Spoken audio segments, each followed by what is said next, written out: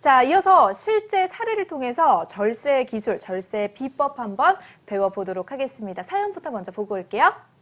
네, 몇 년 전부터 상가를 처분할까 증여할까 고민을 하다가 작년 초에 상가 건물을 아들, 딸에게 증여를 했습니다. 35억 원을 기준으로 신고를 했는데요. 얼마 전에 보니까 꼬마 빌딩도 감정가로 평가해서 증여세가 추징될 수 있다라는 뉴스가 많이 나오더라고요. 저는 작년에 증여를 했으니까 관련이 없을 것 같기도 한데 괜찮은 건가요? 라고 문의를 주셨습니다. 바로 앞서 이제 우리가 헤드라인에서 봤던 내용을 가지고 문의를 주셨는데 좀 걱정이 될 수 있을 것 같아요. 추가로 돈을 내야 된다 그러면 좀 억울하잖아요. 그런가요? 네, 사연자의 경우에는 고민이 조금 될 수 있을 것 같아요. 사실 작년에 신고하긴 했지만 새로 나온 규정이 나도 적용되지 않을까라는 생각을 할 텐데 작년에 신고한 건이라도 무사하지 않을 수가 있어요. 특히 구세청에서는 1월 31일에 상속증여세 과세 형평성 제고를 위한 꼬마 빌딩 등 감정평가 사업 시행 안내 이렇게 발표를 했는데요. 네. 사연자의 경우에는 35억이 저희가 통화를 했더니 기준시가시더라고요. 그렇게 신고한 가액이 만약에 그 당시에 감정을 받았다면 감정가액이 55억 원 정도 나와요. 그러면 아무래도 신고를 조금 덜한 거기 때문에 증여세가 추가로 부과될 수가 있습니다. 특히 근데 그나마 다행인 거는 2019년 12월 이전에 신고한 부분에 대해서는 차이나는 세금에 대해서는 납부를 해야 되지만 잘못 신고한 신고불상실 가산세나 납부불성실 가산세나 이제 이런 것들은 면제가 된다는 사실이고요. 혹시나 이제 부과된 세금이 너무 부당하다 이런 분들이 있으시면은 과세전 적부심사 제도나 뭐 이의신청, 심사청구, 심판청구 이런 불복 제도를 할 수가 있어요. 그런 식으로 이의를 제기할 수 있기 때문에 부당하다고 생각하시면은 그 방법을 사용하시면 될 것 같습니다. 네, 조금 전에 이제 35억 원으로 신고를 했는데 감정가액이 55억 원이 돼서 증여세가 추가로 부과될 수 있다 이렇게 얘기를 하셨습니다. 네. 굉장히 무서운 얘기일 것 같아요. 사연자 입장에서는. 네. 이 사연자의 경우에는 증여세를 그럼 얼마를 더 내야 되는 거예요? 네, 우선 35억에서 55억으로 거의 20억 가까이 네. 차이가 나잖아요. 이제 한번 보시면은 기본적으로 자녀한테 증여를 했기 때문에 5천만 원까지 공제되는 거는 보충적 평가 방법인 기준시가로 한다든지 감정평가를 받는다든지 똑같이 적용이 돼요. 근데 감정평가 수수료가 당초에 신고할 때 만약에 감정을 하셨고 수수료를 내셨다면 공제가 되실 텐데 그게 안 되실 거고요. 기준시가로 35억을 하신 분 같은 경우에는 34억 5천만 원이 과세 표준인데 이게 30억을 넘으면 50% 세율을 적용받아요. 그 당시에 내신 분 세금이 12억 6,500만 원 있어요. 그런데 이게 감정을 받으면 55억으로 올라가잖아요. 그렇게 계산을 했더니 22억 6,500만 원. 그럼 차이가 10억? 네. 네. 20억의 가치가 상승하기 때문에 갑자기 세금을 10억을 더 내는 상황이 될 수도 있어요. 그래서 많이 고민이실 것 같긴 합니다.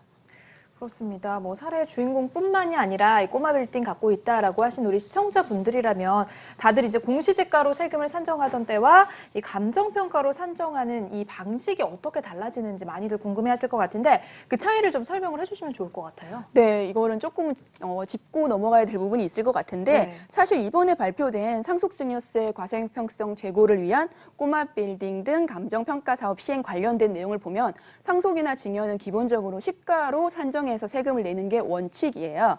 그런데 비주거형 부동산은 시가 대비해서 저평가됐어요. 왜냐하면 아파트나 이런 것보다는 유사 매매 사례가가 거의 없기 때문에 감정을 받지 않는 한 그게 얼마짜리인지 사실 몰라요. 그렇기 때문에 실제 다른 부동산에 비해서 가치가 저평가되어 있다. 그래서 국세청은 불공정한 이런 평가 관행을 개선을 하고 과세 형평성을 제고하겠다. 이런 입장에서 감정평가 사업을 진행을 했는데 사실 상속 같은 경우에는 상속일 전후 6개월, 증여 같은 경우에는 증여일 전후 3개월. 이게 시가 평가 기준이었어요. 그런데 이게 2019년 2월에 개정이 됐습니다. 그래서 평가 기간이 상속은 여전히 상속일 전후 6개월인데 증여 같은 경우에는 증여일 전 6개월, 증여일 후 3개월 이렇게 변경이 됐어요. 평가 기간이 늘어난 거죠.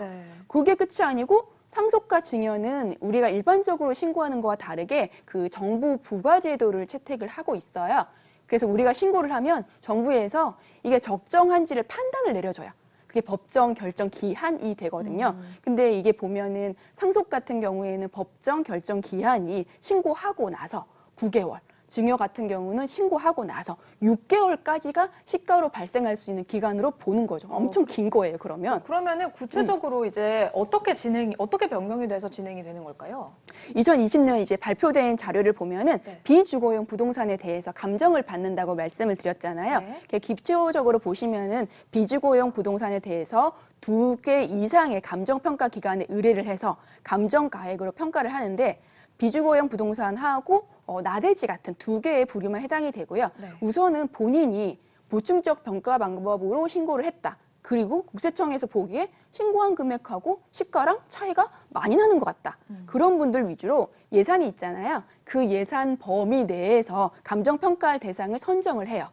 그리고 바로 하지는 않고 납세자한테 안내문을 보내요. 본인이 이제 대상이 됐으니까 감정평가를 받습니다. 라고 하고 국세청은 이제 의뢰를 하겠죠. 감정평가 기간에. 그리고 금액이 나오면 이 금액이 시가로서 적정한지에 대해서 재산평가심의위원회에서 또 이게 협의를 하게 돼요. 심의를 통과하면 그게 이제 시가로 인정이 됩니다. 그러면은 그걸 이제 납세자들한테 얘기해서 증여세, 상속세 이런 거를 추징할 수 있게끔 말을 하게 되고요. 근데 이제 하나 짚어야 될 게 2019년 2월 10일 이후에 법정 결정 기한인데 문제는 발표가 1월 31일에 났어요, 국세청에서. 근데 2019년 상속 증여 부분이 법정 결정 기한이 아직 도래하지 않은 것들이 있어요. 만약에 사연자가 이제 월은 말씀해 주시지 않았는데 2019년 6월에 증여를 했다. 그러면 증여일로부터 3개월인 9월 말이 증여세 신고 기한이 돼요. 근데 그날로부터 6개월이면 2020년 3월이에요. 그때가 법정 결정 기한이에요. 그러니까 만약에 6월 달 이후에 증여를 하신 분은 네. 안심할 수 없다는 얘기가 되겠죠. 그렇습니다. 우리 사연자분은 꼭 어떻게 될지 모르겠지만 네, 일단은 좀 저희가 그래요. 정리를 해드렸으니까 참고를 해보시면 좋을 것 같습니다.